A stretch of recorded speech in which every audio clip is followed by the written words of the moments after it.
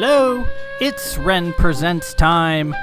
I'm your host, Ren, and today we continue with the Shadow Tech Goddess, Part 2, Chapter 5, Spun Around.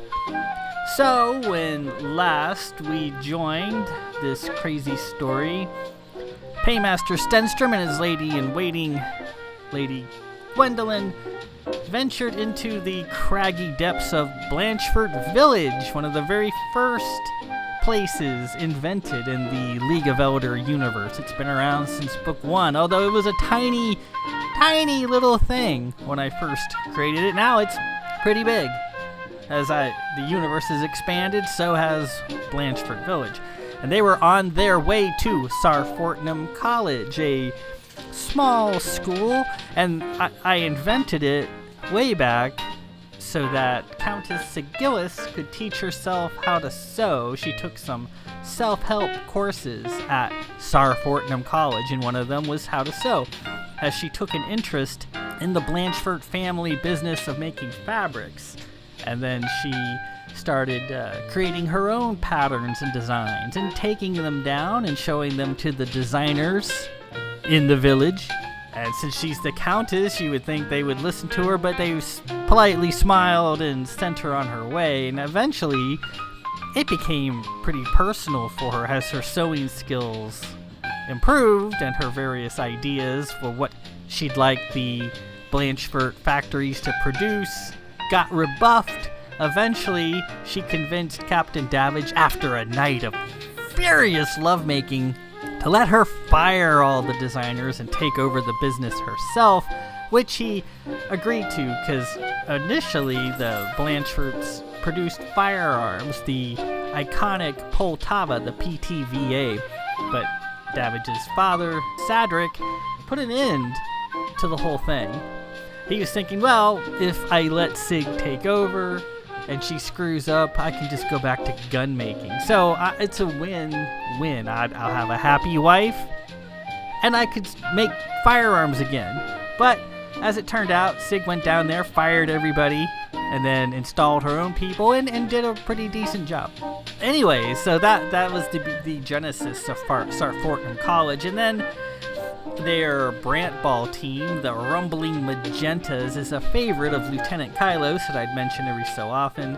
And then in various whispered tones, it was discovered that the faculty at Sarfortnum College figured out how the Black Hats were altering the gift of stare and creating illegal ones like the point and the Sten and so forth. And supposedly they figured that out at Sarfortnum College. Anyways, I'm rambling.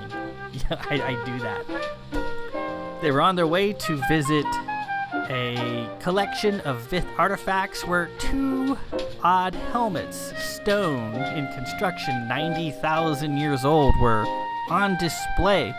Their goal was to steal these helmets because they will reveal what is hidden underneath the chasm at Magravine. They get there, there's a fleet captain, Captain Duval of Wilshire, and his first officer, Lieutenant Rem Deckard. And if you've read Denabel book, you've seen Captain Duval and Rem Deckard before.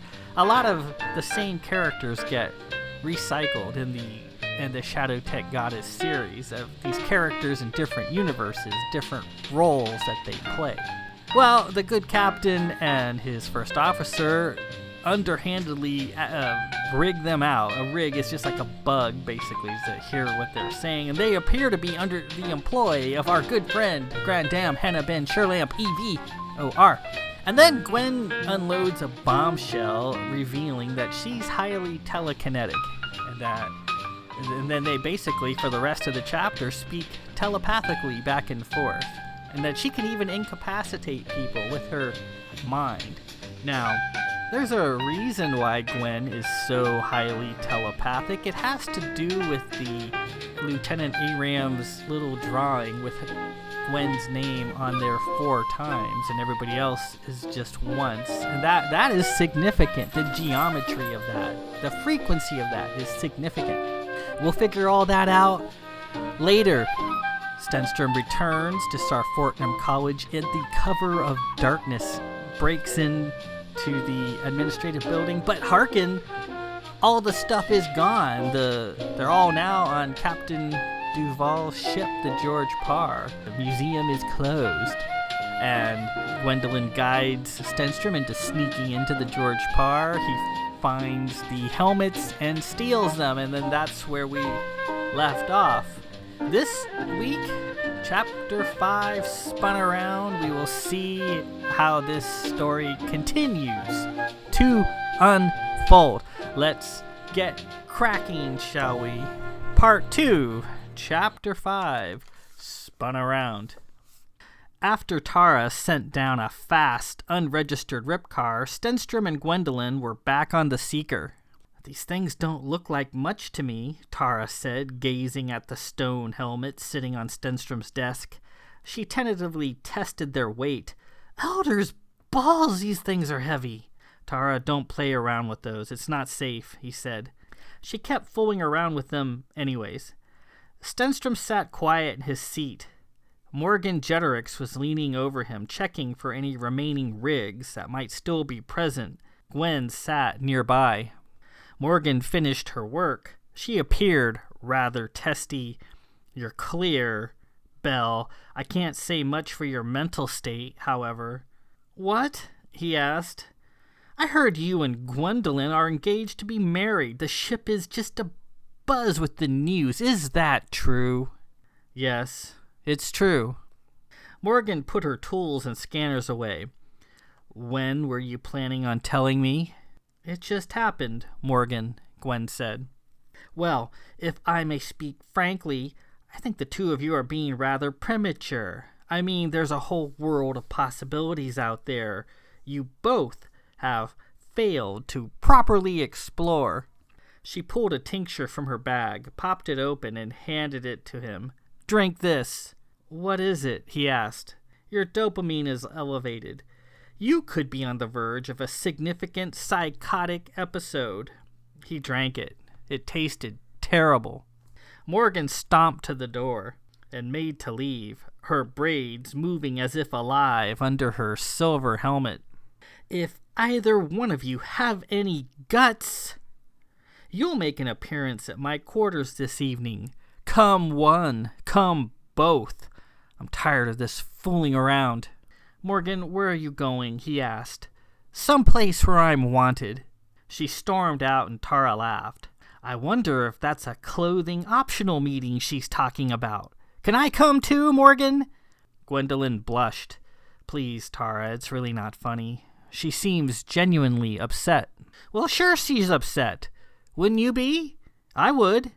For a moment, Stenstrom wanted to go after Morgan, but he held firm and the moment passed. He had made his decision. Gwen had won, and he wasn't regretful. His passions for Morgan were quickly fading in his thoughts. "Morgan's our friend. She'll be fine. Let's focus on the matter at hand." Tara, using both hands, lugged one of the helmets up. "Have we tried putting one of these things on yet to see what they do?" "No." Tara wrestled it onto her head. "I'm going to put it on." "Don't, Tara." "Relax, Belle, will you?" she yelled as she popped it on, the thing rather huge on her tiny shoulders. Her little face appeared in the square stone opening. She looked around, pawed at her head and screamed, then slumped to her knees. "Tara!" Stenstrom plunged to her side. He yanked the helmet off, and there was Tara, winking and laughing. "Gotcha!" she piped. "Tara, I've a mind to take you to the gym and mess you up. That wasn't funny." "I know, and I'm sorry. I couldn't help it. And I didn't see a thing, just you guys' ugly faces." Stenstrom put the helmet back on his desk. "Perhaps they only work if a sister looks through, Belle," Gwen added. "Here, put it on my head." He picked it up and gently placed it over her head, helping to situate it on her shoulders. She slumped under the weight a little. Her face emerged in the blank visor. "No, Tara's right. I don't see anything. Take it off me, please. It's really not comfortable." Stenstrom pulled it off her head. Tara was impatient. "You want to try, Belle?" He readied to put it on and then stopped. I've always had a bit of fear of the sight. To see things best left unseen. The things Captain Davidge has told me, I'm not at all certain how he managed his sanity through it all. I'll take a look later. Wanting nothing further to do with Magravine and the bloody helmets, Stenstrom decided to wait until breakfast to determine his next course of action. Perhaps sleeping on it might provide him with clarity of thought. Unfortunately, he and Gwendolyn bickered about it all morning as they took breakfast in his office. He wanted to wait and try something indirect, while Gwendolyn favored a rapid, immediate shore mission to Magravine. The prospect of discovering the stellar location of long-forgotten Ing had taken flight in her head, and she was keen to discover it. Once Ing was rediscovered, then certainly Camera and Amira would be rediscovered as well. A new age of exploration into the past was possibly at hand. She sat up all night at the Hollow Terminal reading about Ing, the homeworld of the Elder Kind, in the DX time epoch. A place abandoned as the Elders' drive for sustenance forced them to continue across the heavens, to lovely Cana, where they'd been ever since. She'd also read the various scholarly debates arguing Ing's possible stellar positioning. She chattered at breakfast about discovery, about publishing a paper, about speaking at symposiums and having their names indelibly etched into the learned history of the League. And she spoke of actually setting their boots down on Ing for the first time in 100,000 years. She sounded like Grande Dame Miranda of Rossel when she spoke of such things, and possibly like Professor Shurlamp as well, where the quest for knowledge was every bit as fierce and consuming as that for the pursuit of wealth or conquest. He felt a bit of her enthusiasm, and he had to admit he was curious. But at the end of the day, it wasn't Gwen who was going to have to plunge into Magravine Chasm and put that helmet on. It was him. Seeing all there was to see, and he didn't want to. He dreaded it. Tara joined them as they finished up their meal, and what she had to tell them didn't help matters. The George Pard returned the Vith artifacts to Sarfortnum College, then departed Blanchford Village, and was currently high in Orbital Zone D, directly over Magravine. Stenstrom and Gwendolyn were stumped. Their presence there can't be a coincidence. How do they know that's where we were headed? I don't understand, Gwendolyn muttered. As they wondered over the matter, the comm rang in. Sir, you have an incoming message, the comm officer said from the nearby bridge. Source? He asked. Ship of the line. It's Captain Duval of the 7th Fleet. They all looked at each other a moment. Fine, comm, I'll take it here. His terminal began flashing. The captain was waiting. I can guess what he wants, Stenstrom said. Let's keep things close to the vest, Bell. Give him nothing, even if we have to play the fool, Gwen added, nervously pushing her plate aside. Shouldn't be too hard, Tara added. Tara, he said, it's been a while since we practiced basic seamanship. Let's beat to quarters, all right? Now? She squeaked. But I want to listen. Now. Hop to it. She walked out the door to the bridge. The klaxons went off a moment later as the crew began jostling about. I want us ready, Gwen, just in case the good captain chooses to jump us. Here? Over Cana? It would be a scandal. The fleet would be all over him. Well, we'll see. He pressed a button. On the small hollow screen, the dapper form of Captain Duval appeared. He was seated behind his desk. A coffee sat on the table in front of him. Floating on a secondary terminal were the morning posts. Paymaster, Lieutenant, thank you for receiving my transmission, he said in a cultured Remnad accent. It is good to see you again. Our pleasure, sir, Stenstrom replied. What can we do for you this morning? Duval sipped his coffee. For one, we can drop the droll cat-and-mouse game. I'm quite certain you're not as stumblingly stupid as you appear. It appears to me that the two of us are involved in a race, one of particular importance. So, Gwendolyn said, jumping in and not bothering to deny anything, how much is Professor Shurlamp paying you? The captain shrugged. Quite a bit, actually. She is a driven personage, isn't she? Stenstrom replied, how much is quite a bit? If Professor Shurlamp has bought you, then name your price, and I shall trump her bid and relieve you from further participation in this situation. Captain Duval laughed. Allow me to show you something. The comm image panned away from the captain to the other side of his office. Sitting in two chairs were the black-haired female and the male crewman he'd seen in the hold yesterday. They looked frightened, their eyes darting about. Do you recall these two, Paymaster? Duval asked. You should. You stole several artifacts right under their noses. Isn't that right, Crewman Lessa and Crewman Gordon? Duval reached into his pocket and placed his tiny blue MIMS pistol on the desktop. Crewman Lessa drew in her breath in a panic. What are you planning on doing with that weapon? Stenstrom asked. This? Duval picked it up, showed it to the screen, aimed, and shot Crewman Gordon through the chest. He slumped to the floor. Lessa stood and screamed. That's just to show you how serious I am, Paymaster. You just murdered that man, Stenstrom cried, and you did it over an open comm. I will have you off your chair and on your way to a stockade before the sun sets. Will you? Check your archives. You'll find no record of this transmission. Gwendolyn turned to the console and scanned through the comm archives. She nodded at Stenstrom. Somehow, their transmission was not being recorded. Yes, Professor Shurlamp has her uses. However, make no mistake, I'm not in this simply for her coin. I have a grander purpose in mind. And what is that? Stenstrom asked. To return to St. Mary's Axe and kneel at the feet of the Shadowtech goddess. Stenstrom frowned. That name again. What is St. Mary's Axe? A portal. In St. Mary's Axe, I walked at her side and I sampled the wild fruits of her garden. I saw a table of past loves and loves that never were. In a place of Shadowtech, I slept in her bed and walked on the tilled earth awaiting seed, any seed I desired to plant there. I saw genius and godhood, and she awaits my return even now.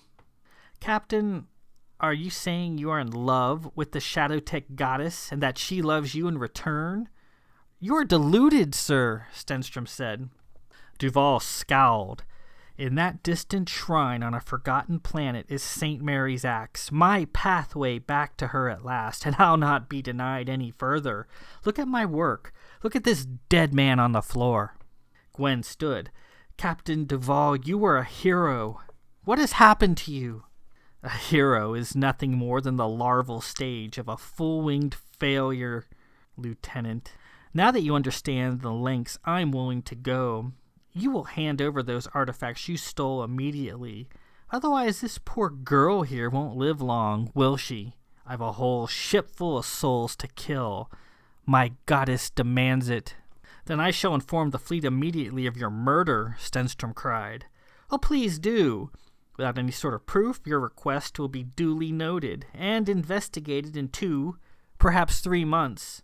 Please, Paymaster, you're a privateer, a pirate, barely tolerated in the mudroom of the fleet's grand hall.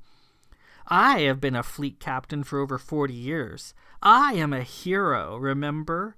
I've friends all over the Admiralty. I've dined in their homes and tasted their grape. Who will be believed, you or me? And when the murdered man goes missing, Stenstrom asked. Ah, blood poisoning. Came upon him fast. Burial at sea. Duval smirked and pushed Lessa's terrified face close to the comm screen, the barrel of his MIMS resting on her cheek. You have 5 bells. The screen went dead. Stenstrom and Gwendolyn were beside themselves. The man is clearly insane. So now what? We can't allow him to murder his crew all the while laughing in our faces, Gwendolyn said. He's got us by the hip. Without proof, the fleet will not take immediate action. You know, Gwen, I think I've opted to take the hard way around things far too many times. You've said as much yourself. How do you mean?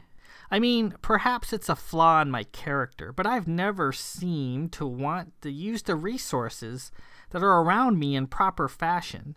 I always want to do things the hard way. Perhaps it was my upbringing, always wanting to outdo my mother, all on my own. If I'm going to be the captain of the ship, I'm going to have to jettison that way of thinking. I think I'm going to do something I normally never do. I'm going to call my father. Gwen laughed. You're going to call your father? What for? What for? We're faced with a unique foe who exists within our own fold and laughs in our face as he commits cold-blooded murder with impunity. We've been toiling with this problem wholly wrong-footed so far. Captain Duval has used his position in the fleet to his advantage. I think it's time to use the shield of the fleet against him for a change. Remember a week back when my father wanted us to accompany him on his quest for Dantimony in Hartsfield? Oh, feature, yes. He was very keen that we'd come with him, wasn't he? I don't get to see my father very often, and he's proud of my current station aboard the ship. He laughingly suggested that he entreat our presence in his entourage to Hartsfield. You mean he was going to order us to come with him? Order's too strong a word, I think. Since my father sits on the chair of a Triumph-class warbird, his vessel holds precedence over ours. He has decades more prestige and a superior class of ship. Therefore, his wishes hold great weight, not only with the fleet and the admiralty, but with the captaincy as well. It's not a written rule. However, centuries of fleet tradition demand compliance. So if my father had made it generally known that he wanted us to go with him to Hartsfield, then we'd pretty much have had no choice but to go. I think he's still looking for that fourth ship to go with him, and I believe I have the perfect candidate in mind. You mean the George Parr? Most definitely I mean the George Parr. Captain Duval's mounting a Sprint ship. That means should my father come calling in his warbird, then he'd have little choice but to go. My father is a fleet hero, too. Honor would demand such. Gwendolyn agreed. We tell your father what we witnessed, and I would suggest that he send a well-armed party aboard the George Parr as an on-board liaison. I should think their presence will help protect the crew from further wanton acts from Captain Duval. My thoughts exactly. We'll see how he reacts when summoned. Stenstrom punched in the code to raise his father on the grand warbird Caroline. Soon the image of his smiling father appeared on the comm. They spent the remainder of the afternoon watching a tactical map of fleet traffic coming and going from a computerized model of Cana. It was like watching a well-coordinated ballet. The innumerable white dots of satellites orbiting the planet in a geosync cloud, the stationary yellow dots of fleet dry docks, the rising and descending green blips of smaller fleet ships, transports, frigates, and scouting vessels, the blue blips of intermediate-sized vessels, and then the mighty red dots of the heavy ships clearing a path wherever they went. Stenstrom was proud the Seeker was one of the red blips, while the George Parr, parked by itself over Magravine, was a smaller blue one. Tara came in and then pulled up a chair. So what are we looking at? The George Parr. Tara squinted at the screen. Oh, you mean that one right there over Vithland? What for? Stenstrom and Gwendolyn decided to tell Tara what was going on. They gave her the full story, taking over half a bell to lay it out. They even told her about the anatometer and how Tara's name had been on it along with Gwen's. Tara usually took things in stride with a smile. Nothing surprised her, who was by far the oldest of the three of them. But now, as she contemplated what they said, she seemed, just for a moment, to be sad and full of hapless angst. And then it was gone, and the usual Tara was back. Well, two things. You should have clued me in sooner, and you've totally gone about this wrong. How so? Stenstrom asked. How? I'll tell you how. You two are smart and brave and all, but you're too nice. You play fair and by the rules, even when your opponent probably isn't. I'll tell you. Anything we do here on the ship is monitored. We make a comm, in or out, it's logged at FleetComm. You give an order, it's logged. The navigator sets a course, it's logged, and so on. All that info is encrypted, but anything can be hacked. And if your lady, the professor, has a fleet captain in her hip pocket, then she doesn't even need to hack the data. She can use his codes to get in. She's going to know everything we do as we do it, and I wouldn't put anything past her. The George Parr is hanging over Magravine, the very place we need to go. We aren't certain how she made that connection, Gwendolyn said. Tara shrugged. Probably something you guys did that she picked up on. It wouldn't surprise me if she took that stuff from the museum with the sole purpose of hoping you'd come and steal the ones you needed, giving her a clue as to where to go next. Those helmets probably have some old connection to Magravine or something. Look, if she's an EVOR, then obviously she's incredibly smart and knows how to follow subtle clues to get info out of people, right? Stenstrom knew Tara was correct. Alesta and Aram had even said the helmets were taken from old Magravine. He had been played for a fool yet again. As they watched the model of Cana, a procession of 3 red blips came down from the shipping lanes. "Ah, look," Stenstrom cried, "our first bit of luck. My father's procession has arrived." The blips orbited in a box formation, and sure enough, the blue blip of the George Parr came away from Magravine and joined them in the rear.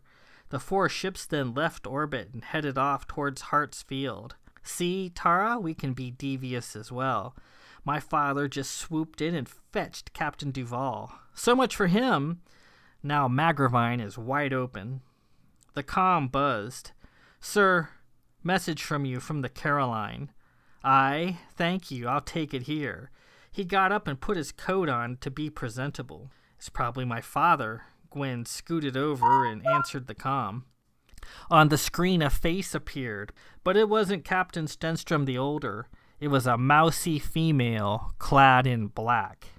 It was her, the lanky woman in black from the ruins of Caroline. Her brown hair was loosely braided and coiled into a bun as before. A cigarette mounted on a long stick quietly burned. She gave a wry, crooked smile, lifted her gloved hand and waved. "I've missed you 2 assholes," she said. "You," Stenstrom cried. "You look no worse for your adventures burning up in my webs, you filthy harlot." She snorted. "Ah, sticks and stones, buddy boy," she said in her childlike voice. "Hope I didn't bust you up too bad." She glanced at Gwendolyn. "Guess next time I shoot you down, Joe girl, I better stomp on you once or twice to make sure you're good and dead. Let's fix that." She leaned forward and flared her eyes. The comm screens flickered and exploded. Alarms on the bridge sounded. Gwendolyn cried out, grasping her head. Stenstrom caught her and held her fast. "What the hell just happened?" Tara cried. "Morgan," Stenstrom said into the comm. "Morgan, Gwen needs your help, quickly." No answer. "Morgan!" Gwen's eyes rolled back in her head and her body convulsed. The door opened and 2 figures rushed in. "Gwen! Oh, Gwen!" Alesta cried, running to her side. Aram came in as well. He pulled a handkerchief from his coat and held it to Gwen's head. She was bleeding through her ears.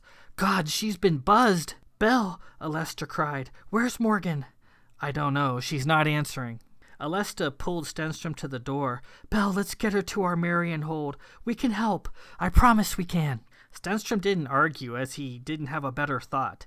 Carrying Gwen, he raced out the door to the lift to Deck 10. And with that, we conclude Part 2, Chapter 5, Spun About.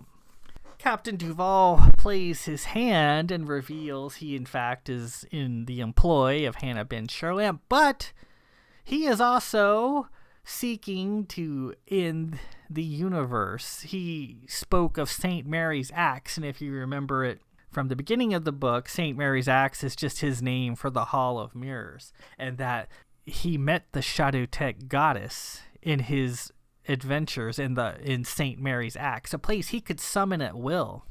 And there he walked with the Shadowtech goddess and drank with her and made love to her, and she showed him the freshly tilled earth of a destroyed universe, and that these destroyed universes could be rebuilt. It was like a forest fire, the fire clearing out the old but leaving fertile ground for new.